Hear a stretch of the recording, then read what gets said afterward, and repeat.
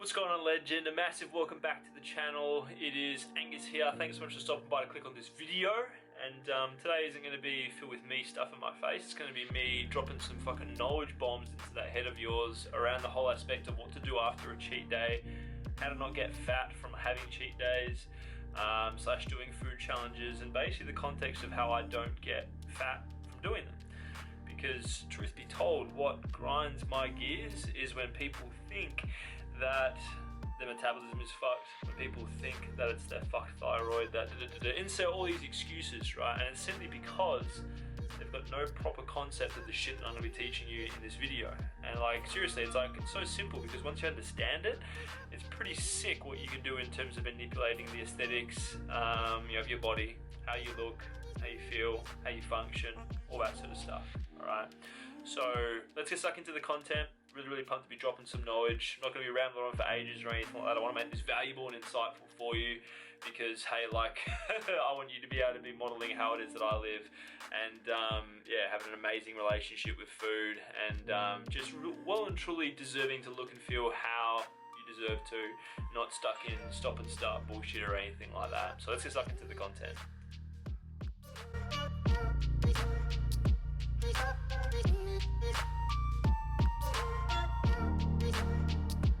So first thing being how to offset a cheat meal or a cheat day. So what we're going to keep in mind here is that when you're having a hashtag cheat meal or a hashtag cheat day, you're not really fucking cheating on anything, you're not doing anything wrong. It's just that you're probably eating stuff that you wouldn't typically when you're dieting in a deficit.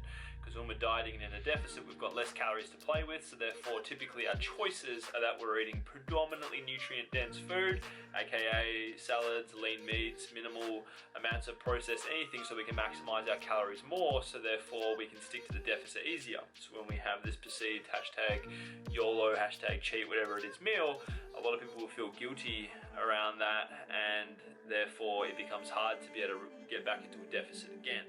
Right?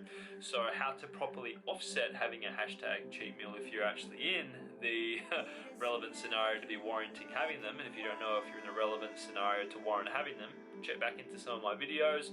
You'll see there's a couple around the whole thing in terms of leptin and refeeds, and there's another one around reverse dieting, which I did recently. So anyway, like in terms of one of the easiest ways you can offset having a cheat meal slash cheat day is, planning for it. So in other words, don't just have it randomly and then whatever. Like if you plan for it, it's quite easy to be able to work your way backwards. So by that I mean, let's say that you're going to have it on a Sunday, right, or even like a Saturday, like what I did in my recent video, which you're going to be seeing after this one. It's basically, the most recent episode of Cheat Yourself, where I did a food challenge at a restaurant. But basically following after it, all I basically did was just do a deficit, because what I typically do is I cycle calories. So we're talking after the actual challenge is done, or a cheat day is done, or whatever. It's just, like no hard feelings or anything attached. It's just into a deficit for a couple of days. So that way, in terms of how I approach spreading out my overall calories for the week, it's just like a nice kind of way to bank some for the rest of the week in terms of typically when we are most social. So if you think about yourself, no one really does anything on a fucking Monday or a Tuesday or whatever, so it makes sense to kind of, start your week in a deficit there, and then have more calories to play with as you approach the latter end of the week, and obviously your cheat day or your challenge meal, whatever it may be, later in the week. So this first point is basically, plan ahead. It can work wonders. But such Now, next point is that when you have cheat days slash cheat meals or whatever, typically you probably will gain some water weight, right?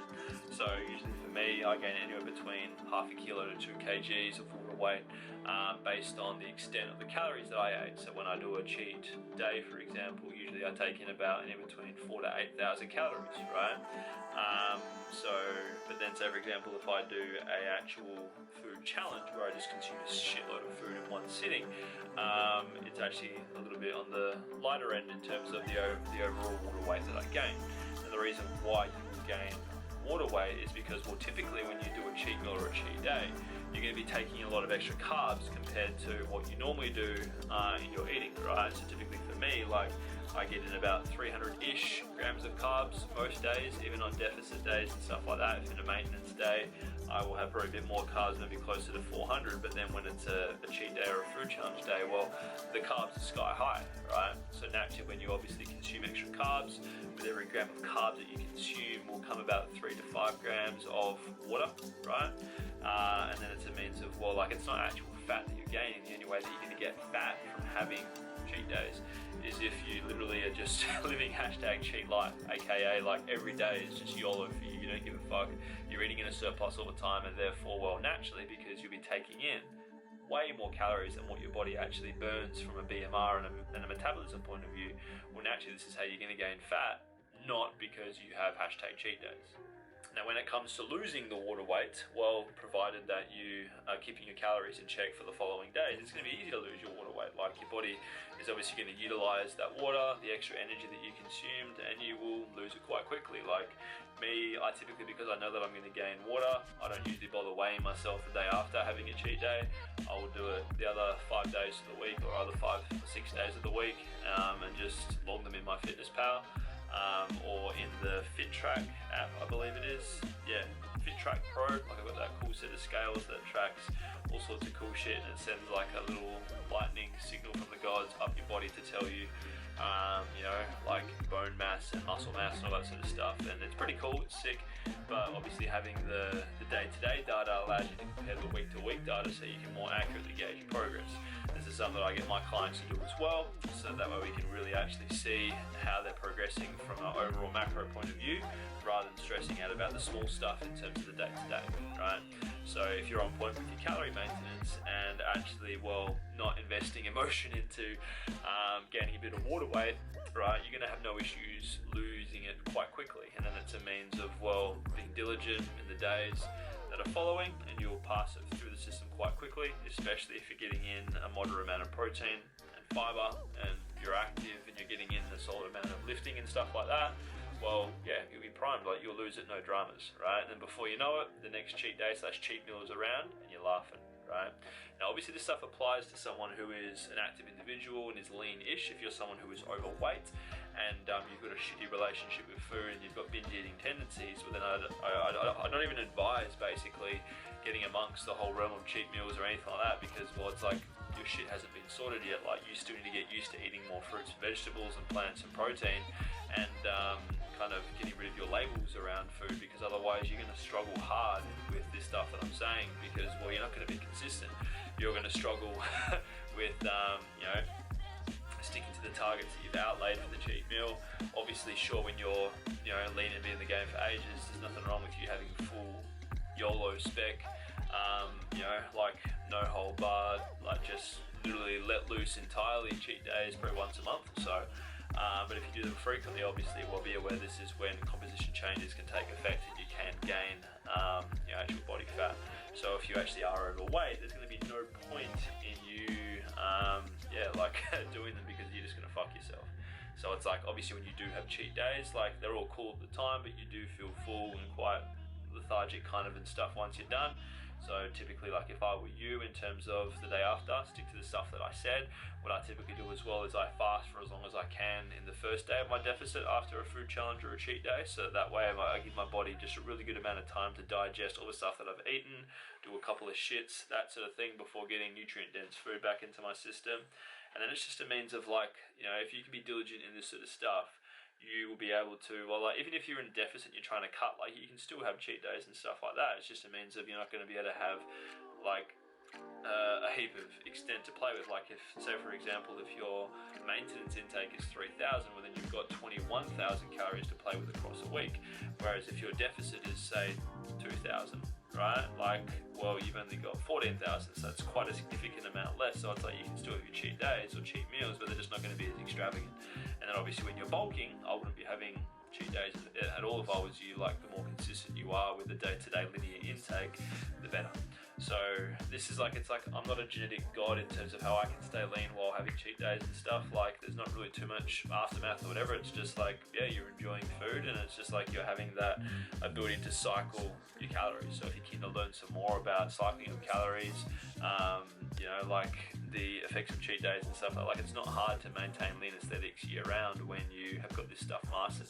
And then like obviously if you are trying to, like you're in the latter stages of cutting, I probably would suggest that you don't bother having cheat days. It's just too much mucking around. Just keep your calories the same, have refeeds, you know, maybe once or twice a week where you just solely increase your carbs by maybe 400 to 500 calories.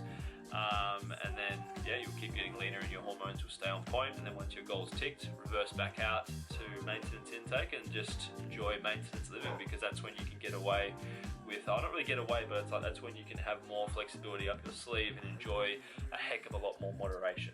So there's some science for you, there's some insight. So it's like, it's not like, you know, a magic you thing in terms of like why people can eat certain things and stay lean. It's like, well, they got their metabolism to a certain point in terms of overall TDE, they're consistent with lifestyle factors, and then they live and breathe this sort of stuff that I'm saying. So it's like, this is all science-based. If you want some literature, comment below and I can hook you up with some resources and stuff to check out.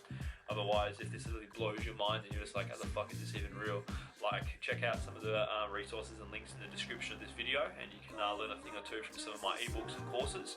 And if you potentially want to get coached in this sort of shit as well, where I can help you to master it and just sharing your journey one-to-one, well, hey, you've got the opportunity to be able to check out having an actual alpha call with me where we can chat one-to-one to see if I can help sort your shit out.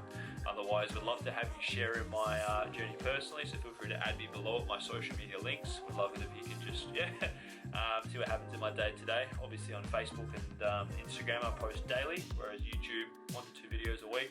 So you'd be able to share a lot more of what happens in my world and receive a lot more value from me if that's what you're keen for.